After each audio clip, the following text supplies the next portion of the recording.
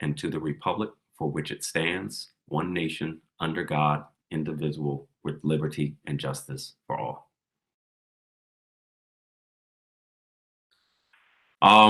Please note that our meetings audio and video are being live streamlined on the Cog website through Cog's YouTube account.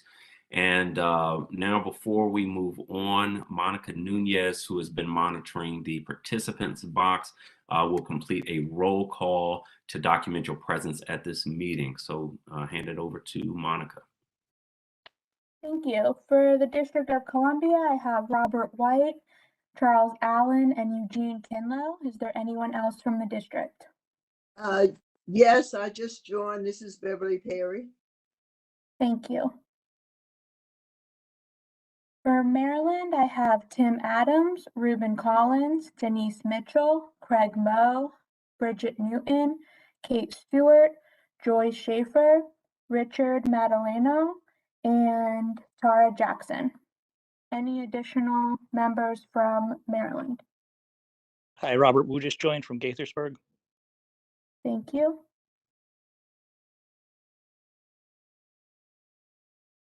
For Virginia, I have Justin Wilson, Christian Dorsey, Jeff McKay, Rodney Lusk, David Snyder, Julie Briskman, Phyllis Randall, Ann Wheeler, and Andrea Bailey. Any additional members from Virginia?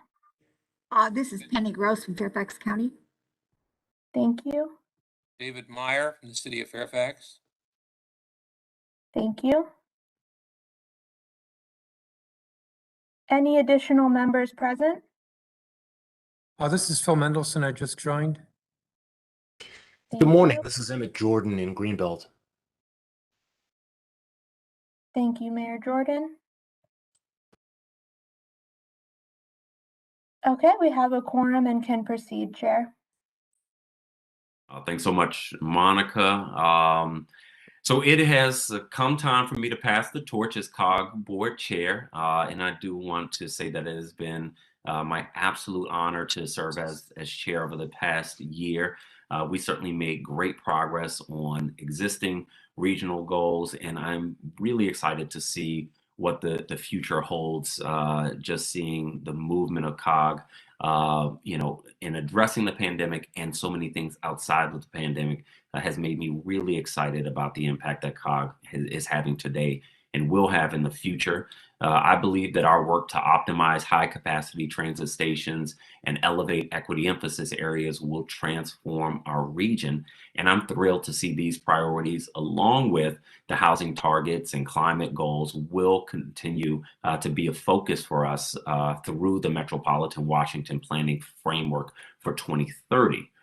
I'm also very proud of the work the board did to support statehood for the District of Columbia, an issue, of course, near and dear to so many of us, to develop a regional racial equity learning series for elected officials, and continue coordination to respond to the COVID-19 pandemic. And so I want to thank my vice chairs, want to thank the entire COG board, but of course, I really want to thank the professional staff at COG, who, as we all know, really carry the day on all of the work that we do. And I do want to recognize how much work they have done over the past year to support me as chair and to support this entity.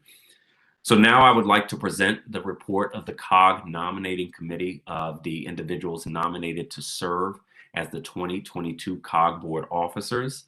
The nominating committee met in November to discuss and vote on the nominations in front of you. The proposed nominations included in the resolution R1-2022 are as follows.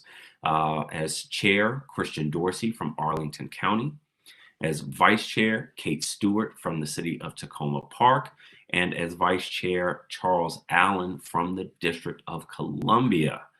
I'd like to call for a motion on resolution R1-20-2022. So moved. Thank you. Is there a second? Second, Chair Mendel. All right. The motion has been moved and seconded. Are there any questions? All right. Seeing no questions. Are there any abstentions? Any nay votes? The motion passes. So let us officially congratulate our 2022 officers. It is too late to turn back now. Some of you may be asking. And so at this point, let me turn it over to our newly elected Cog Board Chairman, Christian Dorsey, who will continue the meeting. And congratulations to all three of you.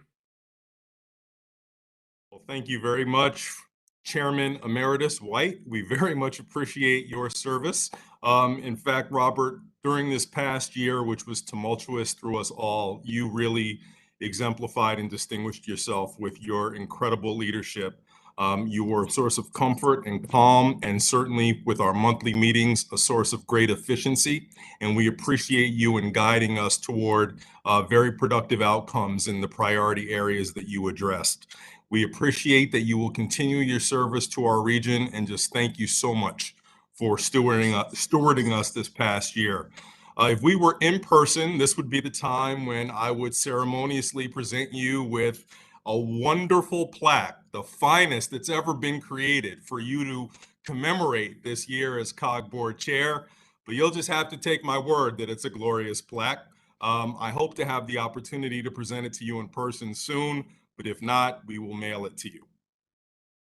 So if we could, I would love to be able to give Chairman Emeritus White a round of applause.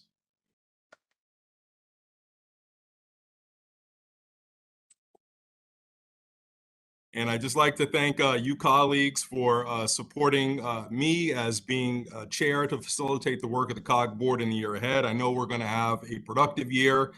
As much as we would like to be able to plan exactly what will occur, we know that our plans come into conflict with life events, and we will manage those as best we can. I'd like to move forward with our agenda. We've got a substantive one today, so we'll get right to it. I'd like to move to agenda item number 3, which is election of the 2022 policy leadership, the committee leadership for our policy committees. And I would like to alert your attention to page 7 of your board packet, which outlines the individuals who will be slated to serve as leaders of the policy committees for 2022. And after you've had a chance to review, I would love to entertain a motion to adopt a resolution R2 2022.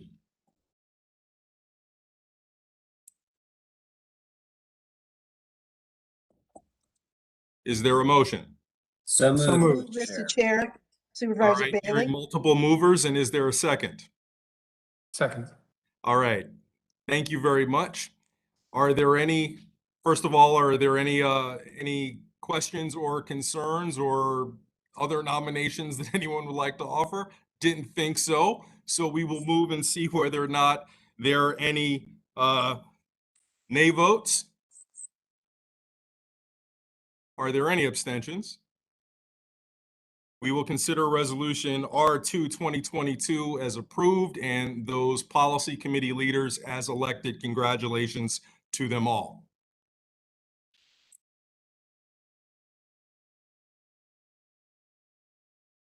Next, we'd like to move to item number 4 on our agenda, and it concerns the chair's report. Just a few items that I'd like to alert you to, and if you could reference your board packet, specifically page number 10, which concerns our meeting dates for the upcoming year. Please make sure that those dates are saved into your calendar.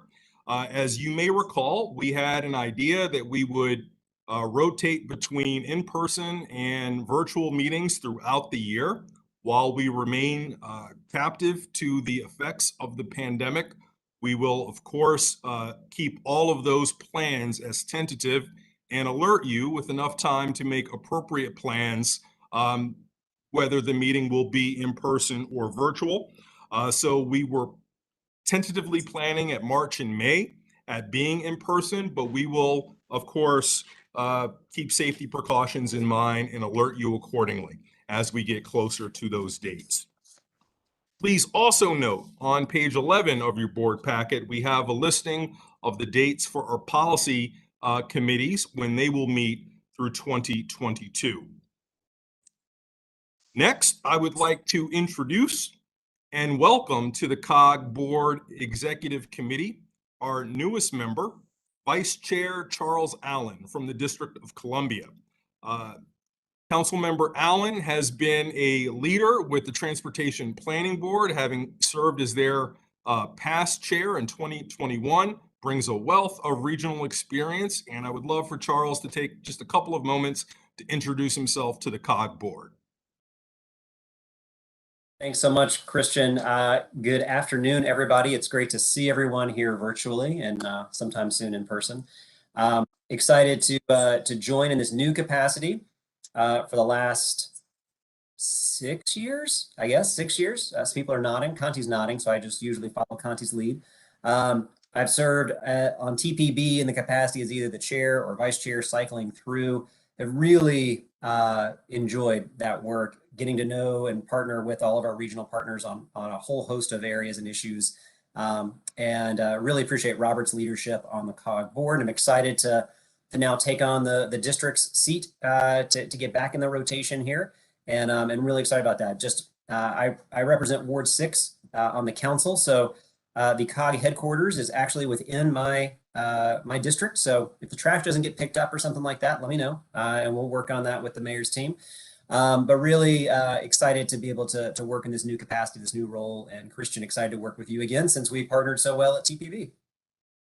Thank you very much, Charles. It's great to have you on the executive committee. And next, I would like to turn to the third member of the executive committee, Vice Chair Stewart, who will provide an update on the development of the Regional Equity Learning Series for elected officials. Vice Chair Stewart. Great, thank you, Chair Dorsey. I'm thrilled to present this update. We're excited to share that we are moving forward with our plans for the Regional Racial Equity Learning Series for COG elected officials in 2022. We are partnering with the Government Alliance on Race and Equity, or also known as GARE, to provide 2 learning opportunities. The first will be a 4-hour introductory session on advancing racial equity and the roles of government. This opportunity will be free to any COG elected official and will provide a great background to developing a shared understanding of racial equity and how to analyze local government policies and practices. The second opportunity, we're working on developing a more in-depth cohort learning series for those elected officials interested in taking a deeper dive into aspects of operationalizing and implementing this work. We had hoped to start the first introductory session in February with an in-person session, since that is the feedback we received from many of you, not just on the task force but on the board, that we would like to do this session in person. But given the rise in COVID cases, we are reevaluating that and will provide additional information on dates and registration when they're available this spring. I just want to extend my thanks again to the task force who has been working on this, and Monica on the COG staff for her continued work and moving this effort forward. Thank you.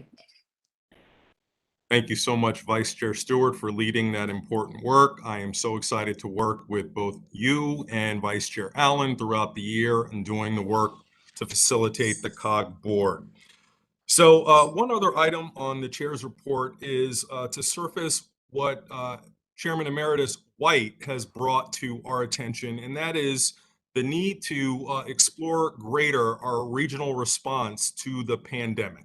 We spent a lot of the year developing an understanding of the pandemic and some of the best practices that we could apply to our jurisdictions to manage COVID to the best extent that we could. As we deal with this new normal with a variant that is highly transmissible, but also with the understanding that has been learned from the scientists that vaccination provides the best defense at preventing severe illness from this variant, as well as other forms of COVID, and also reduces the likelihood that continued transmission can result in more and more variants that could be even more severe from affecting us. There is a question about whether or not our regional response, particularly as it relates to vaccines, is as robust as it possibly could be. So to that end, we don't know what we don't know. So I'd like to ask, and maybe if Executive Director Bean can address this in his report, is a request to have the Cog staff survey and then report back to us as soon as is practical on how the various jurisdictions that are a part of Cog are dealing with this issue of vaccinations and access to public spaces, access to continued employment in the public sector, and whether there are any requirements for vaccination that that bleed into the private sector and the ability for people to move in non-public spaces. So if there's room for us to do work or to have further dialogue, this seems to be a fundamental baseline level of information that we will need. So we would ask that the Cog staff help us in generating that understanding. And with that, I would like to turn the gavel over to Mr. Bean for the Executive Director's report. Thank you, Mr. Chairman. In the interest of time, we have a packed agenda today. I would refer the board to the written report, which is on pages 13, 14, and 15 in your packet. Chair Dorsey, picking up on the item on the COVID response and COVID policies, just a little bit of background, and then my answer will be yes to your request. The background is that we continue to provide support to various subject matter experts throughout the region. So this includes the CAO committee every month, chief health officers, the emergency managers, messaging via the public information officers, have taken on new groups with the state epidemiologists looking to facilitate coordination between DC, Maryland, Virginia on information exchange on food assistance providers. The purpose of all this is to share information and enhance their efforts in their home jurisdictions. Part of this work has evolved some tools for the jurisdictions. An emerging tool is to map variant data. That's the phylogenetic tree to assist epidemiologists in their research. Hard to track the very relatively unprecedented Omicron, which had basically a 90-degree uptick, but we think that this variant data will be useful in the future. Also working on contact tracing data exchange with the state epidemiologists. So it started with DC, Maryland, Virginia. Now there's interest from an additional 9 new states. We're corresponding with the CDC on that data exchange across state lines. The third tool is a hospital dashboard developed with Johns Hopkins Applied Physics Lab showing the medical surge status in the region's hospitals, that is the hospitals in the DMV. Currently working on support on testing, so we're in contact with CEOs and procurement officials to boost the supply of testing kits, offering procurement support, whether that is advice on which jurisdictions have live contracts or originating procurements from Cog on behalf of the jurisdictions.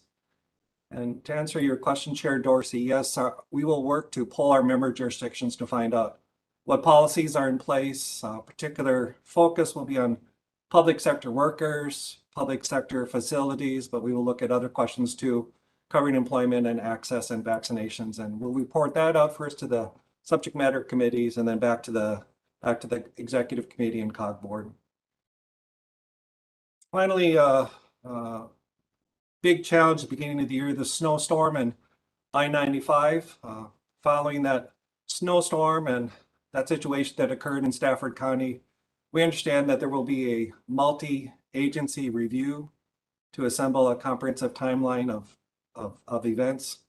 This after action will include Virginia Department of Transportation, the Virginia State Police, and as I understand, the Virginia Department of Emergency Management.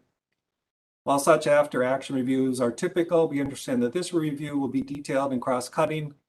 And through our committee structure, we're prepared to support Virginia agencies in their review of this incident.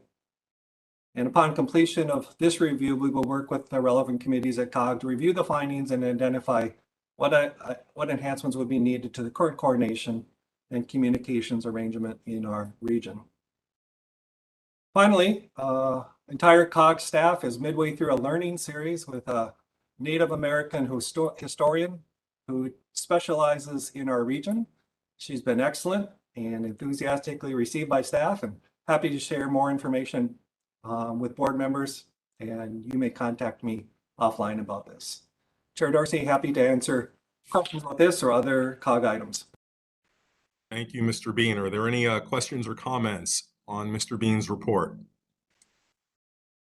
Ms. Randall. Thank you, Chairman Dorsey, and congratulations, and everybody, Happy New Year. I may have misunderstood, but I do want to understand. When we were talking about vaccines and vaccine mandates, and I'm not disagreeing with anything, but we do know that we have a new administration coming in, and we do know that that administration has already stated that they will join on to the discussion with the Supreme Court about whether or not localities and can mandate vaccine either in the locality, and definitely can mandate vaccines for private companies. So my question is this, and it's not a statement, it really is just a question. The Cog staff works very, very hard, and it's a lean machine all the time. I want to be really careful that we don't have the Cog staff doing something that the new administration or the Supreme Court will say is not going to be allowed in the end anyway. So do we want to, I don't know, for lack of a better way, wait to see what actually comes down before we have the staff looking at things that we may not be legally able to carry out if a ruling comes down from the Supreme Court, or if a different way is if the governor-elect goes into a different direction than the current governor on his mandates and his emergency protocols for COVID. Thank you. Mr. Chairman, my response would be, our role in this would be only to describe, not to prescribe. And we're cognizant that what we may describe this week, pre-inauguration, may be different to the situation next week. So our role will be description, and we'll be cognizant of particularly what's changes in Virginia. All right, thank you. Thank you, Ms. Randall, and thank you, Mr. Bean. Are there any other questions about the Executive Director report? Mr. Meyer.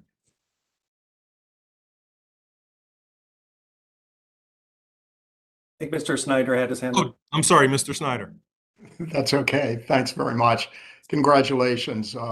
Thanks for a huge amount of work last year, and congratulations to our new leadership. A couple of things. First of all, I want to thank Chuck Bean's comments on the I-95 snow issue, and I look forward to us on a priority basis looking at what we can do to improve communications and other elements that will in some way help to prevent that from occurring again. One other question. A negative development last year was the soaring rate of particularly violent crime, and I'm wondering, Mr. Bean, what COG can do to coordinate efforts to address that negative development that really affects the entire region. Thank you.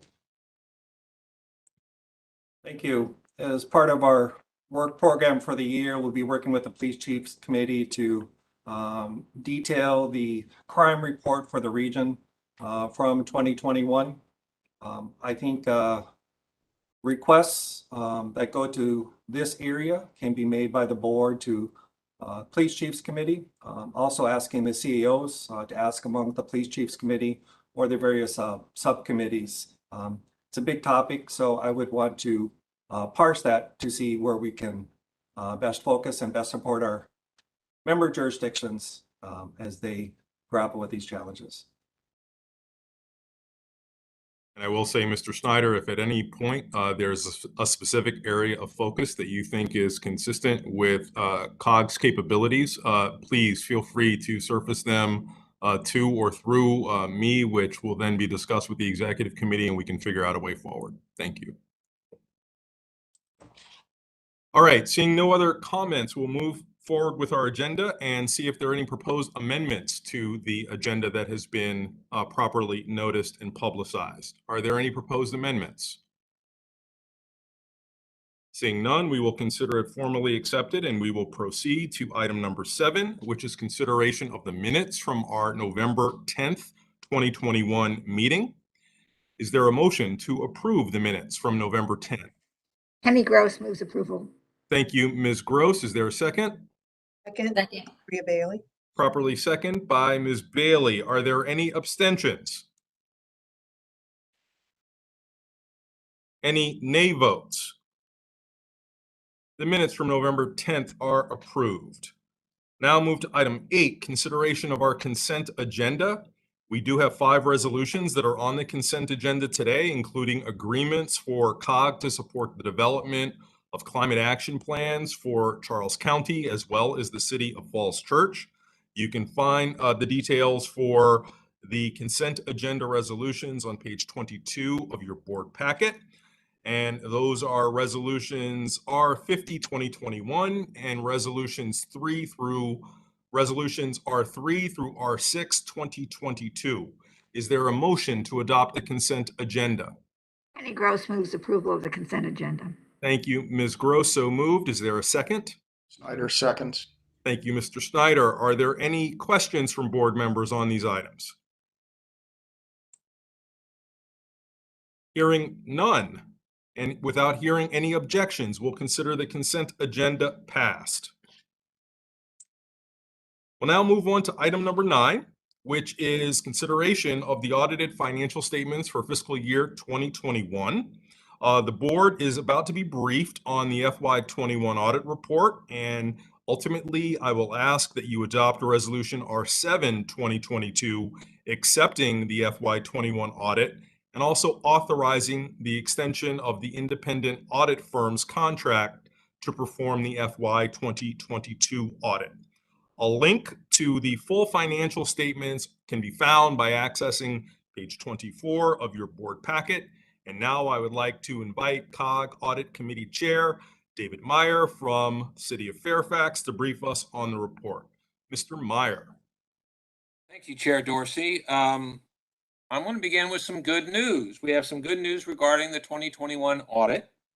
First, that this was a year of transition with our audit being conducted by a new audit firm, CLA LLP. COG's financial operations are very well managed. As you can imagine, COG has a lot of different revenue sources and different pots of money to keep track of. Some have time constraints or other conditions in which they have to be expended. And there's a lot to keep track of in the world of COG's financial operations. We are very well served by our COG staff, specifically Julie Mussog, our CFO, and her team. And I want to express our appreciation to her and her group. Also, I want to thank the Audit Committee. And the members of the committee are Emmett Jordan, Brian Feldman, and Patrick Wojon from College Park. And the committee meets twice a year, and they offer thoughtful questions and some very cogent observations on COG's financial management. So I want to thank my colleagues on the committee. The audit, financial, and compliance reports for COG for this fiscal year that ended on June 30th of 2020 were presented to the audit committee on December 2nd by the principal, Sean Walker of CLA. Now, a link to that report is in the board packet on page 24. There are 2 parts to the audit report, the financial section and the compliance section. The auditors have issued an unqualified and unmodified clean opinion on the basic financial statements, confirming that COG's financial information fairly represents its financial position. The auditors' required communications to the board of directors have been provided in a separate document that you can access on page 25. The auditors also issued an unmodified opinion on our internal controls and compliance on the schedule of expenditure of federal awards. Note 12 in the financial statements address some pending GASB statement changes in financial reporting. And this was also reviewed by the audit committee at our meeting on December 2nd. So as you noted at the beginning, Chair Dorsey, we are recommending that the Board of Directors approve the resolution R7 2022. Now, this resolution will accept the FY21 audit report and will also approve the selection of CLA LLP to perform the FY 2022 audit at a cost not to exceed $66,600. This resolution is also on page 37 of the board packet. Thank you. Thank you very much, Mr. Meyer, for that report and also for your leadership of the Audit Committee. And thank you also to the other members of that committee for your work this past year. So are there questions about the audit report and the Audit Committee's work?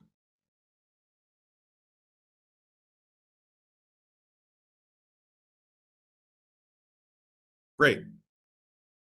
Seeing none, Mr. Meyer, I will consider your request the form of the actual motion to adopt Resolution R7 2022. Can I have a second?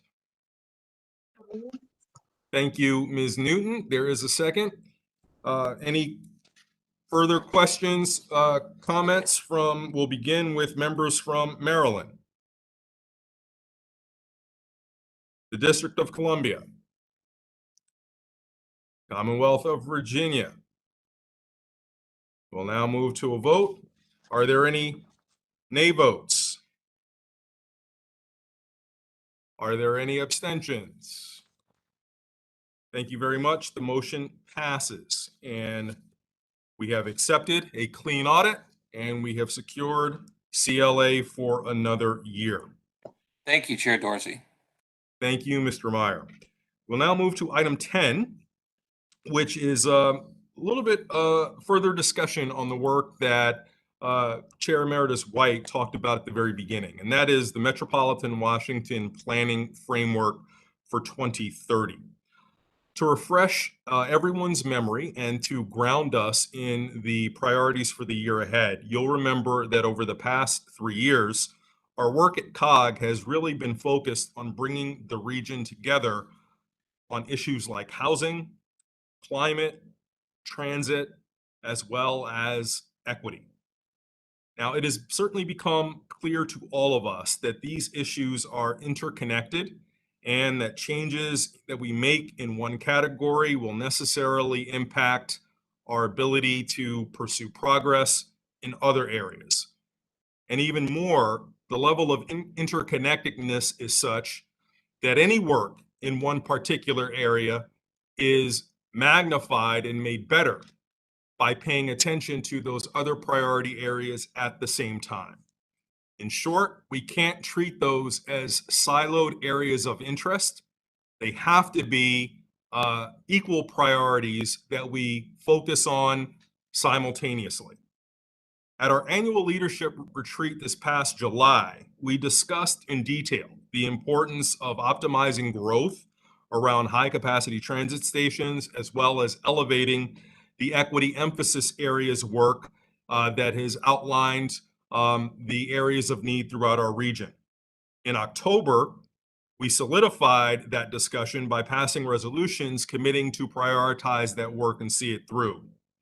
Now, these priorities, along with Cog's housing targets and climate goals adopted in prior years, together form the Metropolitan Washington Planning Framework that we will use to address our key interrelated and interconnected challenges and advance Cog's region forward vision for a more prosperous, accessible, livable, and sustainable future.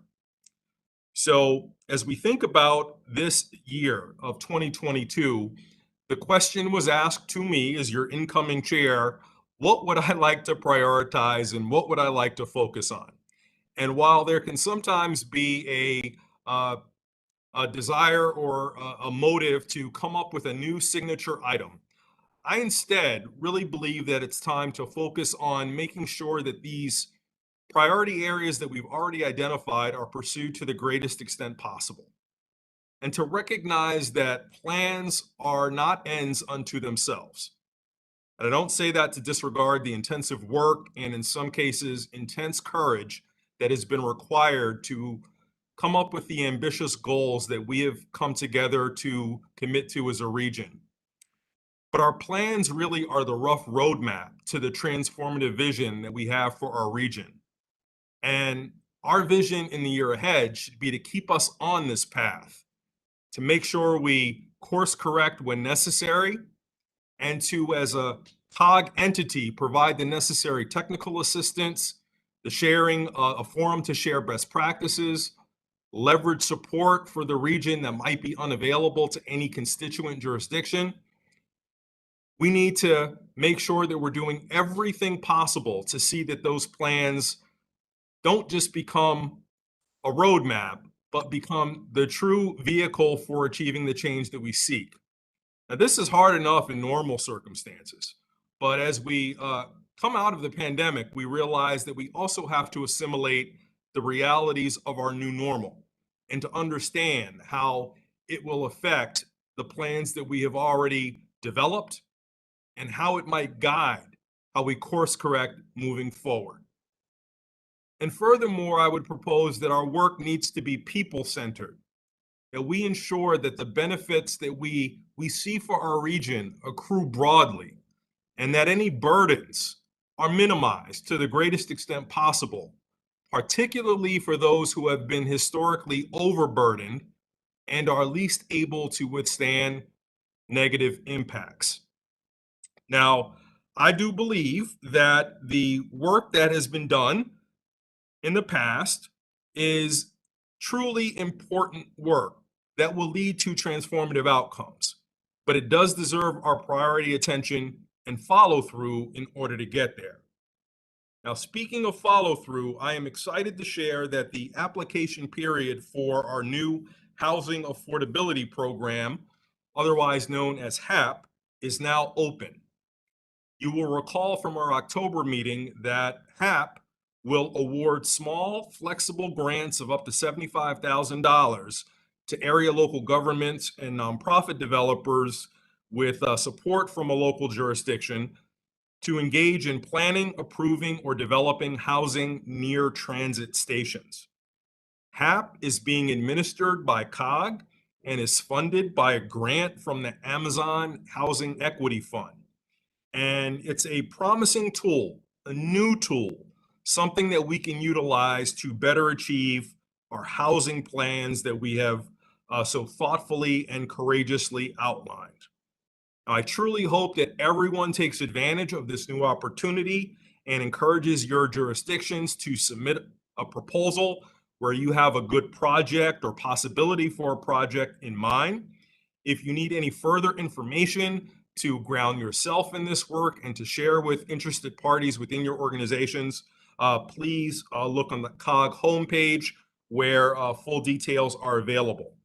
I would now like to turn it over to Mr. Bean, who will share more details for the work on the work plan from the staff perspective for the coming year. And then I'd like to have a discussion with you as board members on this approach to our Metropolitan Washington planning framework. Mr. Bean. Thank you, Chair Dorsey. 3 areas I'd like to cover. The first is continued learning and board engagement.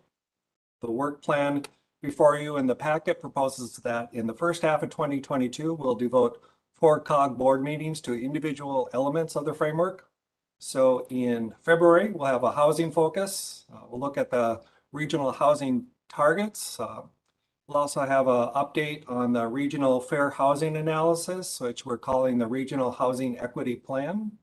And we'll have a report on the multifamily rental housing construction indicators report. So February focus on housing. March will focus on climate, regional climate action plan update. Our thought is to involve a couple of jurisdictions sharing their plans for jurisdictional peer learning. Subsequent meetings focusing on optimization of high capacity transit station areas in the region, and the 4th of 4 equity emphasis areas update. So peer-to-peer learning through board meetings in the next 4 months. Second area, Cog support resources available. As Chair Dorsey mentioned, we're very pleased to kick off today the application for our housing planning grants. We also have another technical assistance program that's open to our members that can help advance the framework priorities. It's called the Transportation Land Use Connections, acronym TLC, Technical Assistance Program. It's currently seeking applications due February 21st. Just as background, this popular program is administered by the Transportation Planning Board, provides short-term consultant services to local jurisdictions for small planning projects that promote mixed-use, walkable communities and support a variety of transportation alternatives. We're looking to bend, if you will, this particular program to be in particular support of high-capacity transit stations and equity emphasis areas. As Chair Dorsey noted during the consent agenda, Charles County and the City Falls Church are the latest jurisdictions that COG will support as they develop their own local climate and energy plans. We'll be back with our regional update on plans throughout jurisdictions at that March meeting.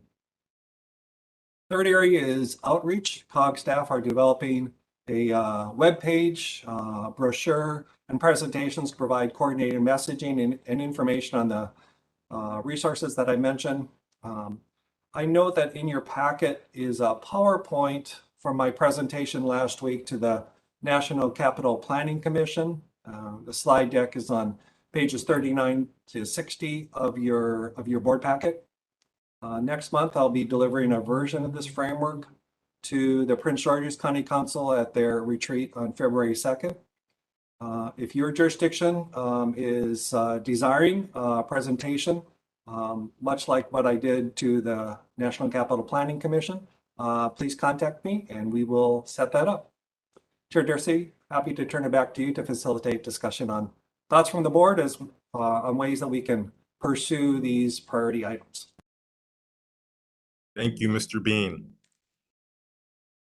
Board colleagues, I'd love to get your reactions, thoughts, additional considerations, other perspectives to lend to this conversation. Even if it's to let us know right track, wrong track, whatever. This is an open forum to provide comment on the planning framework. Mr. Chairman. I'm sorry, who's that? Ms. Briskman? Supervisor Bailey. Oh, Supervisor Bailey. Okay, and then I see Ms. Briskman's hand. We'll go to Supervisor Bailey first. My apologies for not raising my hand. Oh, that's okay. I'm very, very excited about the framework that you've presented to us today. I think, Mr. Bean, your presentation, your PowerPoint presentation was concise, but really, I think we're on the precipice of really honing in on what's needed in this environment today as it relates to equity, as it relates to serving from a more equitable standpoint, but with the resources that need to be identified to serve in that way. I think it's incumbent upon us in this august body that we really are focused on necessities rather than on additional pomp and circumstance, which we do have, and it's great, but we really need to be focused on these items that are presented today. And I think that as in COG style, we will be able to serve all of our communities regionally in a higher capacity and making sure that we're making direct influence on people's lives. And that's what COG does. And so I certainly appreciate and support what has been presented today, because I think we are living in a time when it's absolutely necessary that we are honed in and focused in these areas. Thank you, Mr. Chairman. Thank you, Ms. Bailey. And now Ms. Briskman. Thank you, Chair Dorsey, and congratulations on your leadership role. I'm very much looking forward to continuing this year under your leadership. And I am so happy to hear that you are continuing with the work that we did last year. I completely agree. We bit off a lot. And if we don't spend some time with chewing on it and implementing, then really the plans don't do much. So in reviewing this this morning, I'm fully on board and very much looking forward to seeing how Loudoun County can participate in many of these initiatives. So thank you very much. Thank you very much. As much as I'm always happy when we hear from jurisdictions in the Commonwealth of Virginia, I don't want to necessarily limit this conversation to my colleagues from the Commonwealth. Anyone else want to weigh in on these concerns or on this topic? I'm sorry. Vice Chair Stewart. Thank you. I'll weigh in. I'll just say that I am very excited about moving forward with this year with all of you. And as chair, as you said, and not looking at issues in silos, but looking at our goals and our priorities all together, and really recognizing what we all know as local elected officials so well, that people don't live their lives in silos. All of these issues, housing, transportation, these are things that people face every day. And at multiple times. And so I'm glad that as a board that we're taking on these issues and looking at them as people live them and face them in their communities every day. So thank you for your leadership and looking forward to working with all of you. Thank you, Vice Chair Stewart. And let's see, Ms. Jackson. And you're muted. I'm sorry, I've heard that too many times over the last 2 years. But first of all, I want to say congratulations and just say I too appreciate the recommendation to stay the course. There certainly is a lot of work to be done, and Prince George's County, we are definitely on board. So thank you. Thank you so very much. And it was the first time we had to say you're on mute today, so I consider that a win. Oh, I should be on mute. Any other comments? Well, that's wonderful. I'm sorry, Mr. Bean, please go ahead. Thank you.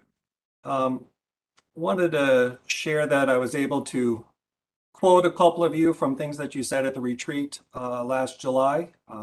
Chairman McKay, as he talked about the largest employer in Fairfax County, isn't actually in Tysons or Reston, it's Fort Belvoir.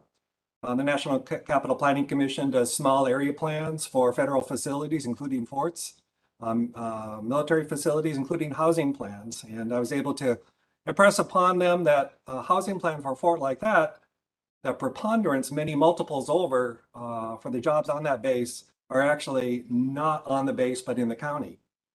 And so the integration of housing plans, transportation plans, and equity emphasis areas as epitomized by the connection of Embark Richmond Highway connecting Fort Belvoir and the other parts of the county, I think made a pretty big impression upon the NCPC. That integration of housing, high capacity transit, and transportation could be said for Prince George's County with a Blue Line corridor optimizing high capacity transit. And County Administrator Jackson, that's what I intend to share with the County Council when we get there February 2nd. So I wanted to share a couple of those connections that are being made, and beyond the COG board, I think board members can contact me offline if there are other key partners other than local government partners that we need to reach out to on this. Thank you very much. All right, I think thank you all for that feedback and those comments and perspectives. It's nice to know that this has your concurrence is our way forward, and we will proceed accordingly. And hopefully in the coming months, in addition to covering these from a subject matter perspective and from a board action perspective, I think that you will greatly benefit from the opportunities for the peer-to-peer learning that Mr. Bean described, where we can really learn from each other about the work that our particular jurisdictions are doing that may be applicable to the region writ large. We will now move to item 11 on our agenda, which is described as the H2 Twin Cities Initiative. Mr. Bean is going to brief us on an opportunity to partner with Connected DMV and the Paris region on a Twin Cities hydrogen initiative. Following the presentation, we will have board consideration of Resolution R8 2022 authorizing COG to collaborate to develop and submit an application. But this is an important item, and I'd encourage your attention to the dynamics that Mr. Bean will present. Thank you, Chair Dorsey. We have an opportunity to apply for some financial support to explore is the key word, via a learning collaboration with a counterpart metropolitan area outside of the United States, the potential to accelerate development of a clean hydrogen ecosystem. The application would be to a multilateral entity called the Clean Energy Ministerial, or CEM. This was formed by the United States and several other nations out of the United Nations Climate Change Conference. And the U.S. Department of Energy is the cognizant member from the U.S. to the Clean Energy Ministerial. The program within that provides us funding is called the H2, meaning hydrogen, H2 Twin Cities Initiative. The proposed metropolitan counterpart is the Paris region, and their Council of Governments equivalent has expressed interest in applying together with us. Within our region, I would envision that COG would work with Connected DMV. This is the group that has presented to you in the past year on the Pandemic Center in Montgomery County and on regional economic development collaboration with the Economic Development Administration. And Connected DMV has a National Capital Hydrogen Center initiative. In fact, it was this group that brought this opportunity to our attention. This group already has many regional partners at their table, including the Metropolitan Washington Airports Authority, DC Water, and the key utilities. Pleased to answer any questions, but in a nutshell, I'm asking for board approval of Resolution R08, which authorizes the executive director to apply for this funding to facilitate learning and exchange on this topic. The resolution makes no further commitment than explore and apply for funding. And if our joint application with Paris is successful, I would come back to CHC and to the board for additional guidance on next steps. Thank you, Mr. Chairman. All right, thank you very much, Mr. Bean. First off, why don't we put a motion on the table, if there is one, to adopt Resolution R8 2022? Motion for adoption. Chair Randall. Okay. We'll acknowledge Ms. Randall on the motioning, and second, is there a second? I give to Rodney if he wants it, it's fine. I'm okay. That's perfectly fine. Thank you.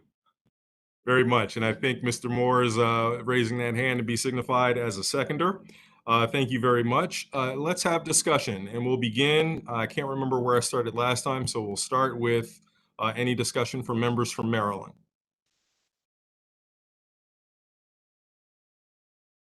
Moving next to Commonwealth of Virginia. So, Chairman Dorsey, this is Chair Randall. This is a wonderful idea.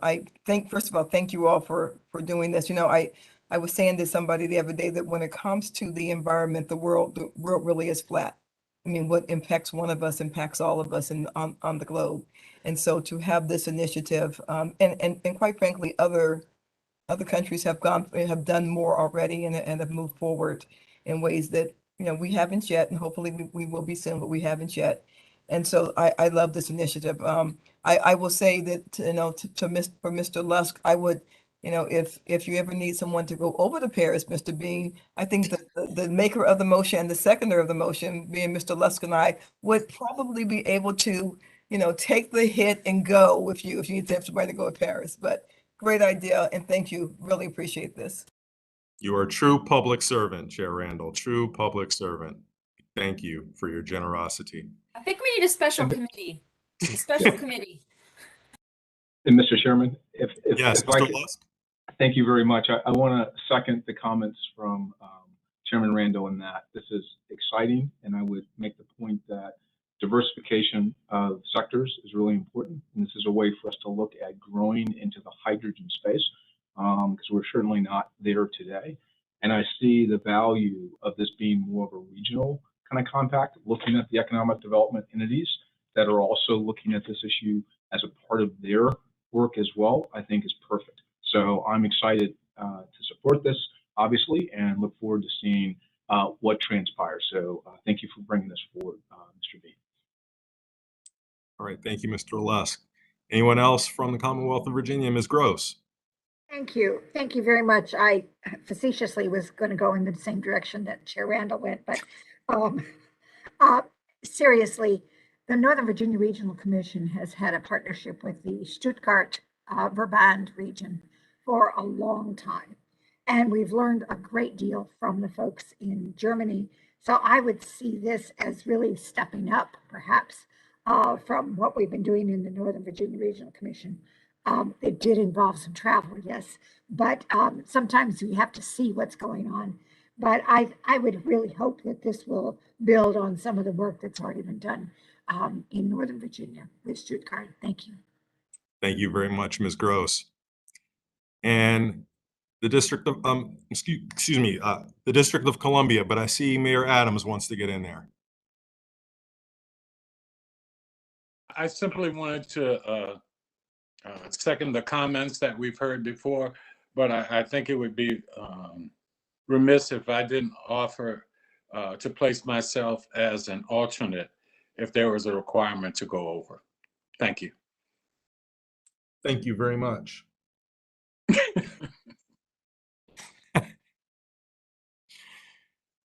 And any questions, comments from members from the District of Columbia? Thumbs up from Vice Chair Allen. We like that, concise and to the point. Very well then. So seeing no more questions, I will call for a vote. Are there any abstentions? Are there any nay votes? Then we will consider this item passed. Thank you very much, Mr. Bean, for that presentation, and thank you all for your support of this exploratory initiative. I know we can all see wonderful outcomes. We're not there yet, but this gets us to potential outcomes. So very much wish Mr. Bean luck in pursuing this work. We'll now move on to item 12 on our agenda, and it's consideration of COG's 2022 legislative priorities.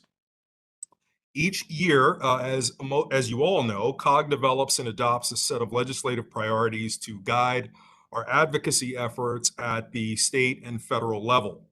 Now, the COG board, its policy committees, as well as our staff, use these priorities throughout the year to share information and advocate on behalf of our region. I'd like to note that the document is solely advocacy focused and is not meant to include every single priority that we have as a region, that COG has as a board and as an organization.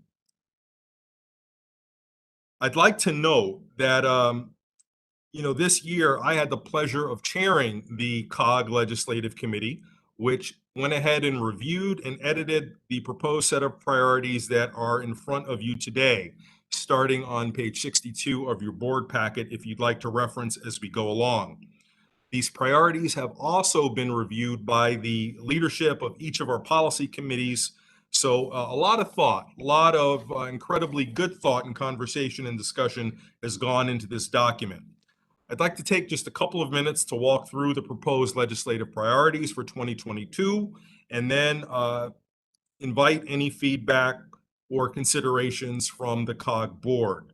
We will then have an opportunity to consider Resolution R9 2022 to adopt these priorities. So again, if you would refer to page 62 and like to follow along, I will go ahead and summarize what the document contains. You will see recurring themes of infrastructure investment, equity, and increased local government input, and a need to address the impacts of COVID-19. The first section focuses on transportation funding, planning, and connectivity.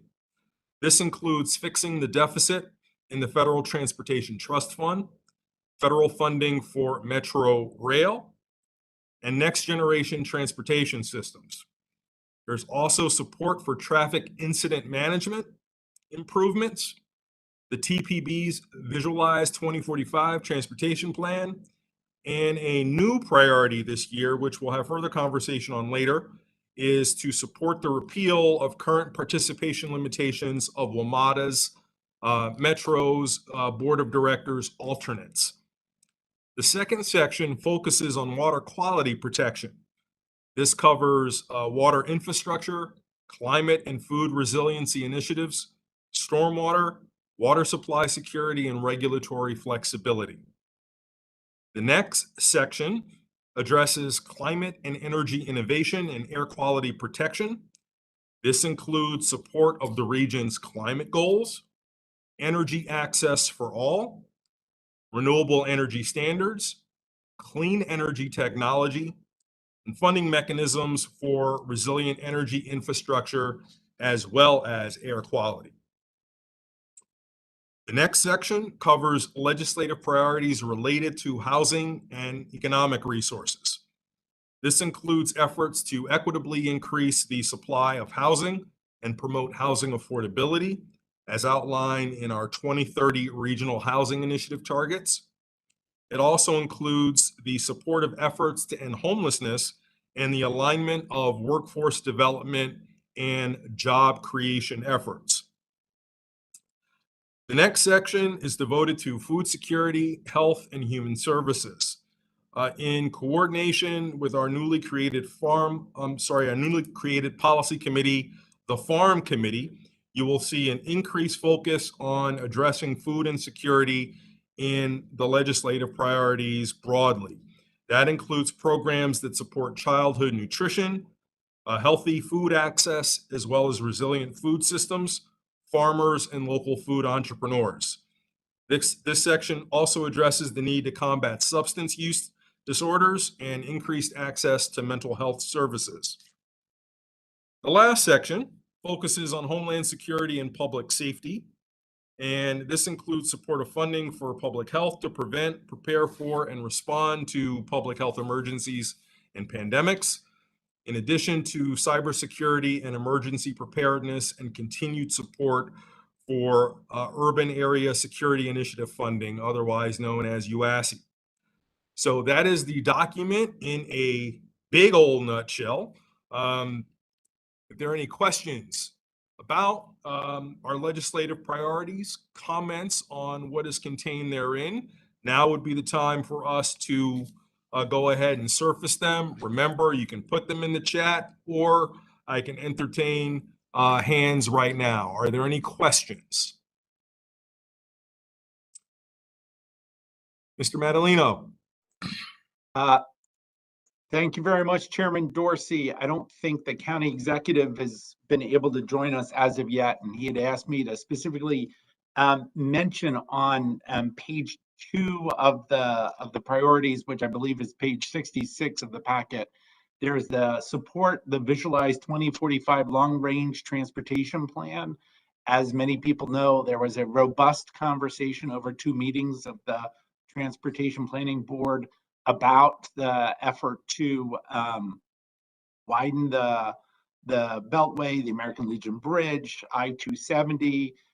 There are obviously many people who have a variety of positions on this, and I see the county executive has been able to join us. So we wanted to make sure that, well, I'll turn it over to the county executive. I was just starting to bring up the point about the Visualized 2045 long-range transportation plan and our general objection to that one component, but not wanting to derail this conversation about the priorities, but trying to be clear that by supporting these priorities, we are not changing our position about that component of Visualize 2045.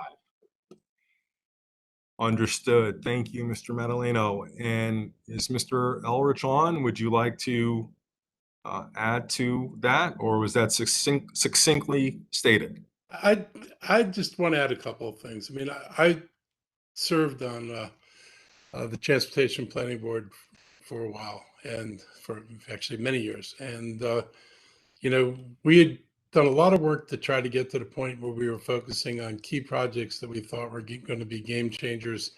And we had an understanding that in our in many of the things we had supported in total as the Transportation Planning Board, we had more projects than we ever were going to do, and we thought we should focus our resources on things that were the most important. I think that, you know, the board made a serious mistake when it flipped its vote on these projects. We warned, kind of what Katie Shaver pulled out in her interview in the Post, where the got the Pierce Coffee to acknowledge that there's a problem with the choke point. And then she said there are going to be innovative solutions. There are no innovative solutions to the choke point. They're what we said they were. The state should have planned and built whatever they were going to do from the bridge up to Frederick. And to end this thing in Montgomery County, in the middle of the county at the ICC, is going to create a major bottleneck, north and south at, different times of the day. And it does not solve the problem. It doesn't get us where we needed to go. And what the state offered us is no solution to this problem. I know my colleagues, some of them who supported this before feel the same way. We didn't get anything. The money offered on transportation is nice. It won't even cover the planning costs of the BRT things that, supposedly are the companions to help alleviate congestion. So I feel like we accepted something that was half-baked and hoped that the state would make better, only to discover that once they got what they needed from us, they didn't make any improvements at all and left it the way it was. So I am going to vote for this because there are too many other things in here that are important to all of us and good for all of us. I wish we could take this piece out of it, but I don't want to prolong the debate and create a more contentious situation. But I hope that at some point this board is willing to rethink this, and conceivably, if the state doesn't show any sign on any seriousness to address the problem, to withdraw their support for this project, because it is a mistake and it is going to spend a lot of money not to solve a problem that we need to solve. And frankly, without any emphasis on transportation or transit, this doesn't even meet our climate goals. This is a climate disaster on top of everything else. So that's my piece on this. I will join you in a yes vote, but I do not want anybody to be confused that I think this plan in its entirety is okay, because it's not.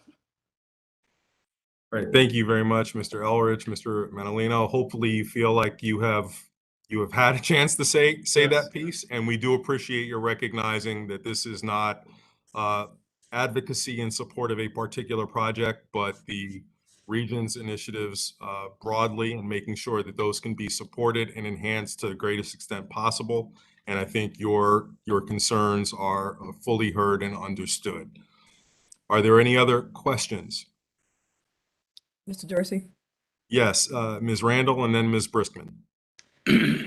So the section regarding the support for funding for the region's metro rail system, I do this every time we have this discussion, and I feel like I need to do it again.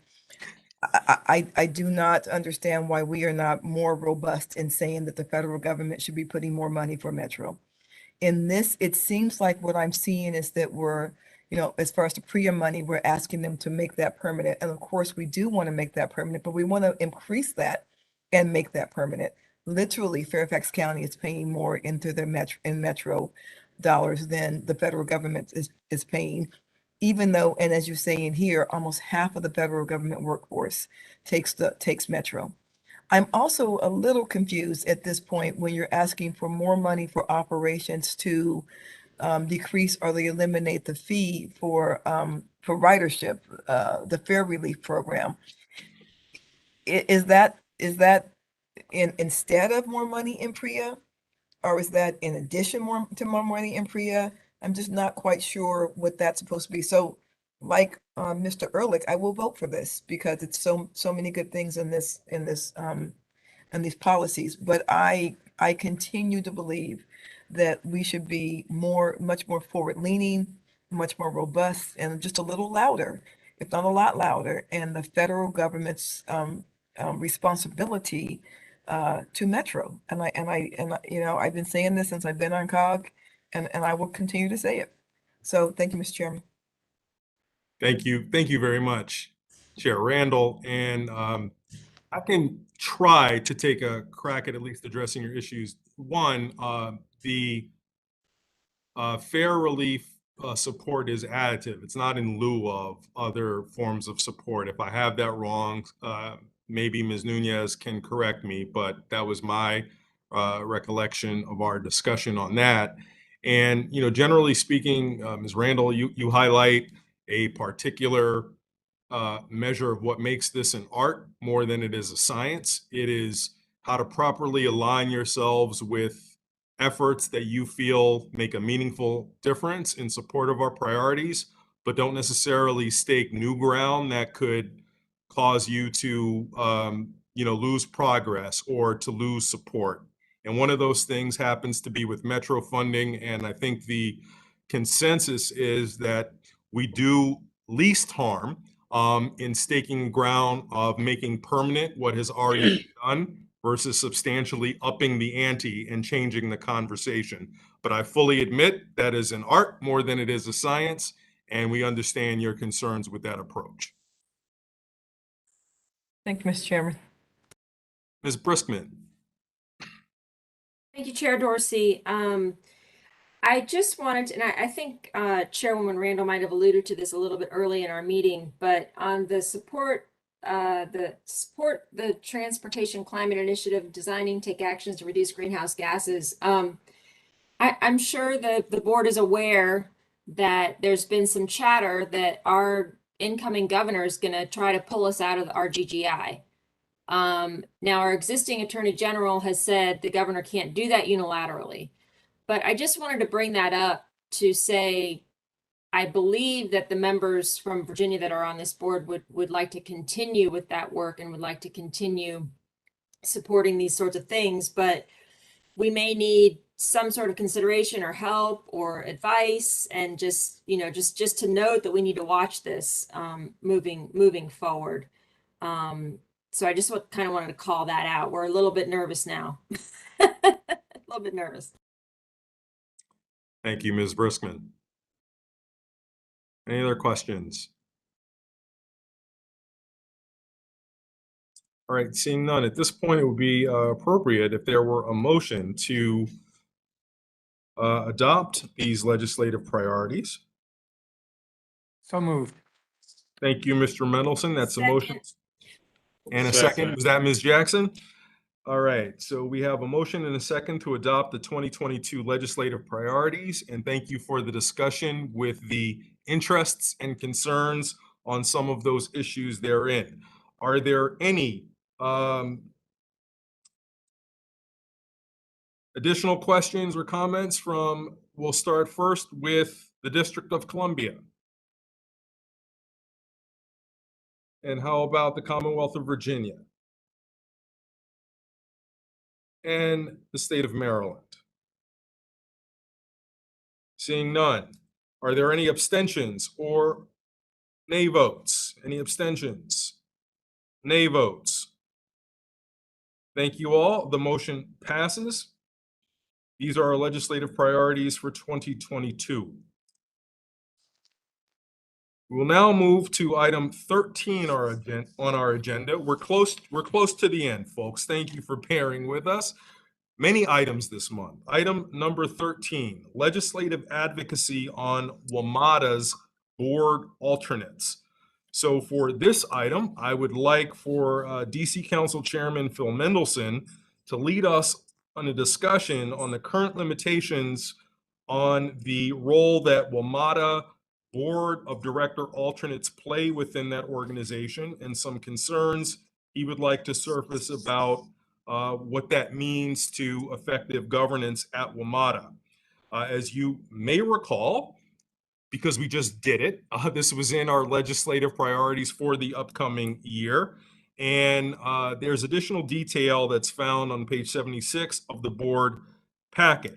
Following Mr. Mendelson's presentation, the board will have due consideration of Resolution R10 2022, which supports the repeal of the current participation limitations on Juamata board alternates. Mr. Mendelson.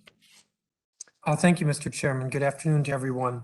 So the goal of this portion of the agenda is to consider and adopt proposed resolution 10-2022, which would urge the Commonwealth of Virginia to repeal a provision in their code, which currently requires a reduction in funding by Virginia to Juamata if Juamata alternate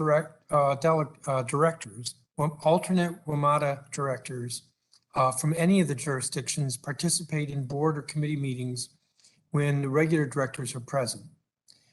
The resolution also provides that subsequent to Virginia amending or repealing this provision in their statute, that the part of this resolution is that the board urges that Juamata amend its bylaws and take whatever other steps are necessary to allow alternate directors to participate in all board and committee meetings, irrespective of the presence of the alternate's respective directives.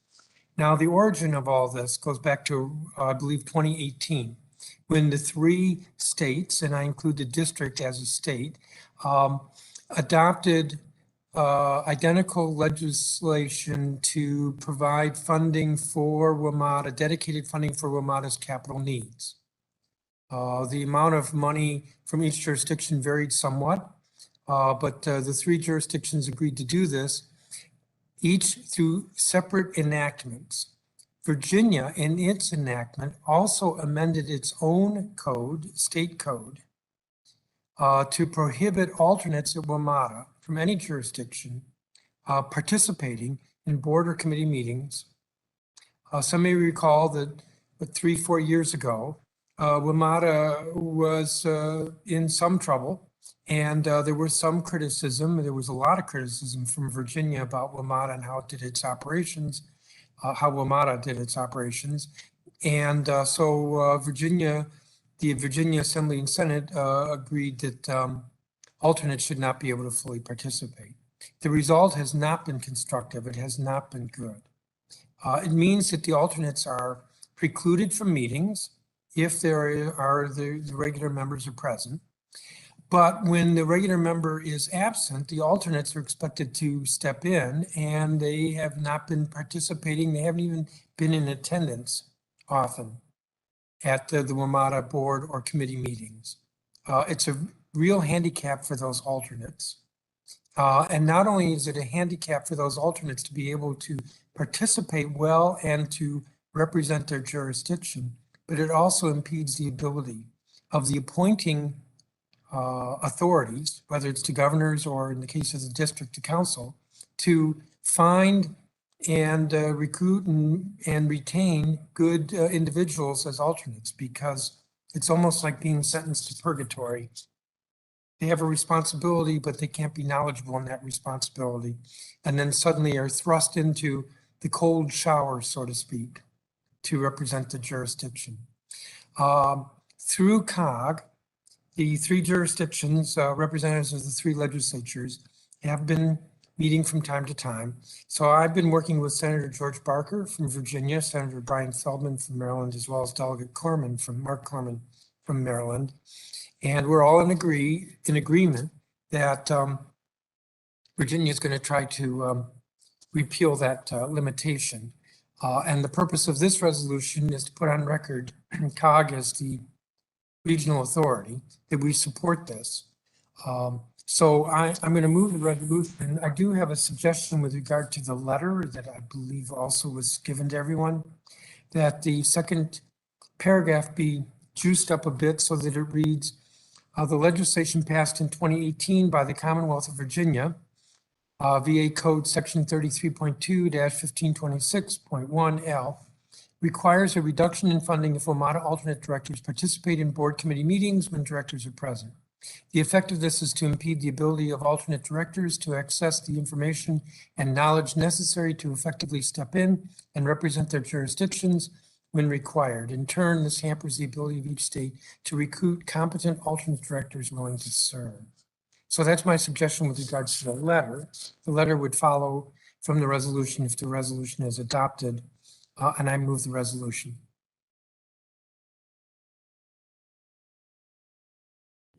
Okay, thank you very much, Mr. Mendelson. Chairman let's have some. Chairman McKay seconds the motion. Chairman McKay seconds the motion. Thank you very much. Now let's have some questions from board members. And if we can stop sharing that screen so I can take a look at everyone, thank you very much. Are there any questions or comments from board members on this? Mr. Adams. I think my question goes to a very broad one, and that being, as we identify access to information, can you give me a little more background on what those limitations will be, if any? and whether or not there's active participation when the alternates are there. Will they be participating in the meetings themselves or just having access to information? I'm not quite clear. The goal here is the alternates would be able to attend, and depending upon Juamata's authority, if it's a committee, maybe participate in discussion. The board, I believe, it would just be to attend, so that they're fully cognizant of the business that's before the board or before the committee. This would not enable them to vote because the alternates aren't able to vote unless the regular member is absent. But right now, I believe that with the board meetings, the alternates are literally kept out of the room. And if I'm wrong about that, then it would be with the committee meetings where they're kept out of the room. Outside of voting, are we asking that they be able to participate in the actual discussions going on? Because as an individual, they may need to get clarification for themselves, or will they just be attending and not participating in discussion as well? I will answer it a little bit differently. It's not so much that we're saying they should be able to participate, but rather repealing the prohibition on their participating or even attending. Okay, thank you. So to put that another way, Mr. Mendelson, just for clarification, this would put Juamata in the position, if this were to be passed and adopted and effectuated throughout the region, it would then be up to Juamata to determine the norms and procedures for how it operates. There just would not be any legal prohibition on having people in the room for certain meetings or participating in closed sessions, but in any way that Juamata saw fit. That's correct. Thank you. Are there any other questions? Ms. Gross. On the letter, just two quick things. Because the speaker is new and may not be familiar with the metropolitan region, I would suggest that the signature block, that it be Arlington County, VA, City of Tacoma Park, MD, so that there's an understanding that this is a regional piece. And also, I haven't heard anything to the contrary. The majority leader of the Virginia Senate will still be Dick Saslaw. So it can be sent, you've left it blank, and I think it needs to be Richard Saslaw, who is Fairfax County resident and my constituent. Thank you. Thank you, Ms. Gross. Chairman McKay with his hand raised, Mr. Dorsey. Oh, thank you, Mr. Bean. Mr. McKay, I apologize for not seeing you. No problem, Mr. Dorsey. I have, I will delight in telling you all that I was one of these alternates, not during the period of time where this prohibition was in place, but I will tell you candidly, if it hadn't been in place, there's no way I would have served as an alternate. And I think, you know, that gets to the root of the problem here. So I am strongly supportive of it. I appreciate Mr. Mendelson bringing it forward. Frankly, it's hard enough to find people to serve on the Juamata board, much less to tell them they're going to walk in with blinders on and be expected to effectively represent their jurisdictions. But my comment on the letter is, given the new leadership in Richmond, I really think the paragraph that Mr. Mendelson made changes to could be further enhanced and be made a little bit stronger in terms of the Juamata board's role to help with transparency and accountability. Given the political will that exists in Richmond right now, I would think the most important thing to them would be to be making sure that from Virginia's standpoint, that all of its board members have access to all of the information that goes to the board, and that we never run into a circumstance where one of the Virginia seats is not present for a vote or for action at Juamata from an equity standpoint. And so if it were me, I would add in there a sentence about an essential role of the board of directors at Metro is to ensure transparency and accountability of the agency. And that can be affected by not allowing alternate members to receive the same information that other board members receive in the course of their duties. And I just think that's what the General Assembly in Richmond, if we're going to be serious about having a chance of this passing, those are the two words they need to hear somewhere in this letter to be taken seriously. And, my own feelings aside, I think having alternates, every organization that I serve on, every board I serve on, if you're an alternate means you can participate in meetings, you just can't cast votes. And if the principal member is not present, then you have an opportunity to make sure your jurisdiction is represented.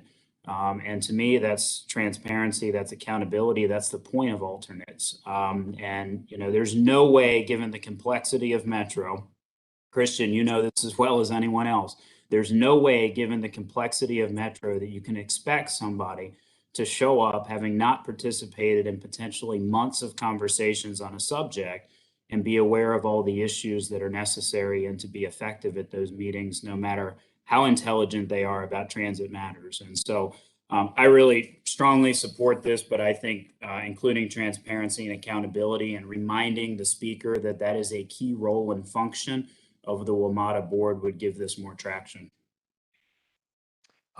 See, I support what Chairman McKay just said, and I'm hopeful, Chuck, that you got enough of that you can add that to the letter.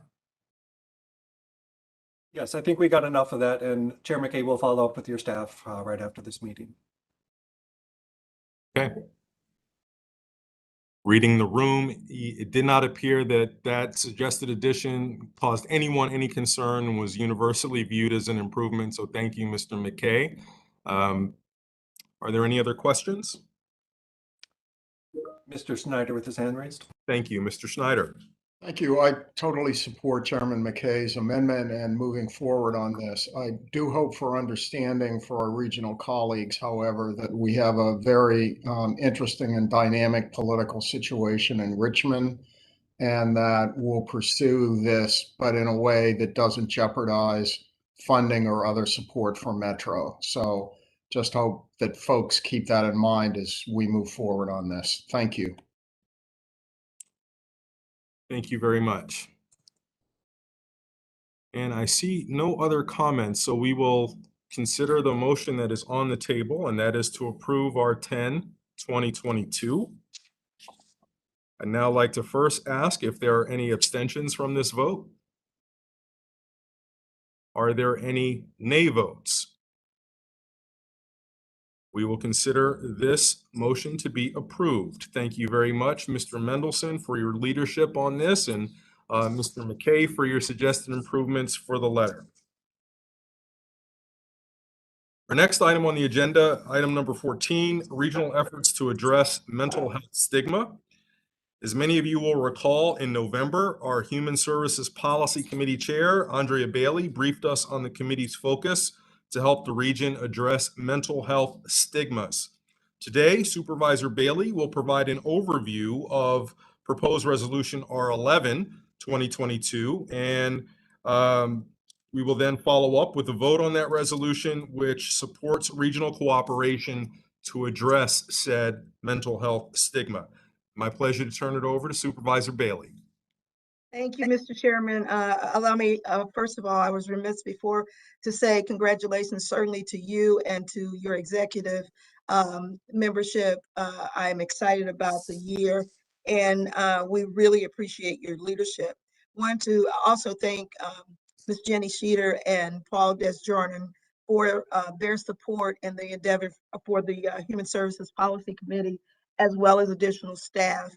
But I also want to acknowledge my friend and colleague, Chair Randall, for her participation this past year and endorsement and support of this agenda. It was impeccable, and we really appreciate your focus on mental health. We had a wonderful year on the Human Services Policy Committee, and I thank you for all of you, 20 plus, that came and supported the committee. we moved forward. I'm looking forward to continually moving forward with Councilman Hawkins and his agenda, but it was an excellent year. And so last month, we presented gave you an overview and a presentation of the items that we covered. And we had excellent guest speakers as well. And it brings us to a point where we'd like to, for the Cog membership to embrace and endorse in a vote for a resolution that we are proposing to continue with the priorities that you've designated, Mr. Chairman, with your executive leadership as it relates to enhanced awareness of mental illness, and as it relates to the access to care through not just from a preventative, but sustainability as it relates to mental wellness, and partnering with the priority of equity, racial equity with mental illness as well. And so I readily present to you this resolution today that will address the cooperative regional support for the mental health awareness and stigma as it relates to our region, as we of course come out of this hopefully era of COVID, and how we can sustain ourselves holistically in our communities, but as well as from a COG perspective, support the necessities of mental wellness. Thank you, Mr. Chair. So I move forward this resolution. Thank you very much, Supervisor Bailey, for your leadership and your sustained attention and follow through on this issue. And if we are to truly be a people-centered organization that's about transforming lives, I can think of few other areas where we can have greater impact than by working together. So with that, you have properly moved adoption of Resolution R11 2022. Is there a second? I second. Thank you very much, Vice Chair Stewart. Are there any questions about the resolution or this work?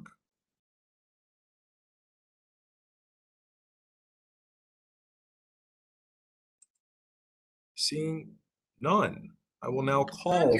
Sorry. I'm sorry, Vice Chair Stewart, go ahead. Sorry, I can't let this go. I just want to thank Supervisor Bailey for her continued work on this effort. And the presentation you gave us before the holidays was excellent, and I really appreciate your leadership in moving this forward. And in particular, the focus not just on helping people in crisis, but looking at how we can promote mental health wellness in our community. So thank you so much for this work.